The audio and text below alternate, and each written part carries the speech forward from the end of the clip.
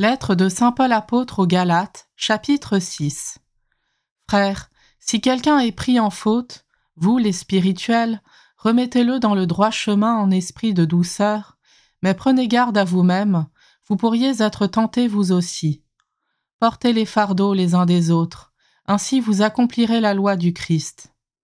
Si quelqu'un pense être quelque chose alors qu'il n'est rien, il se fait illusion sur lui-même.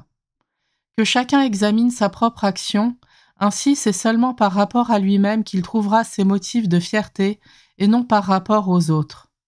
Chacun en effet portera sa propre charge.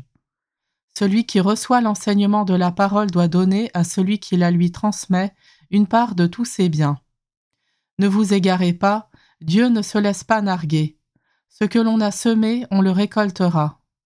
Celui qui a semé en vue de sa propre chair récoltera ce que produit la chair, la corruption, mais celui qui a semé en vue de l'esprit récoltera ce que produit l'esprit, la vie éternelle. Ne nous lassons pas de faire le bien, car le moment venu, nous récolterons si nous ne perdons pas courage.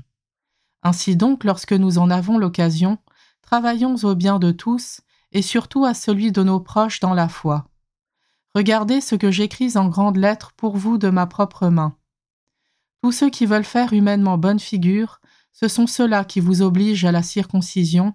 Ils le font seulement afin de ne pas être persécutés pour la croix du Christ. Car ceux qui se font circoncire n'observent pas eux-mêmes la loi, ils veulent seulement vous imposer la circoncision, afin que votre chair soit pour eux un motif de fierté. Mais pour moi, que la croix de notre Seigneur Jésus-Christ reste ma seule fierté.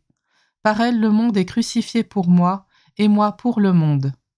Ce qui compte, ce n'est pas d'être circoncis ou incirconcis, c'est d'être une création nouvelle. Pour tous ceux qui marchent selon cette règle de vie et pour l'Israël de Dieu, paix et miséricorde.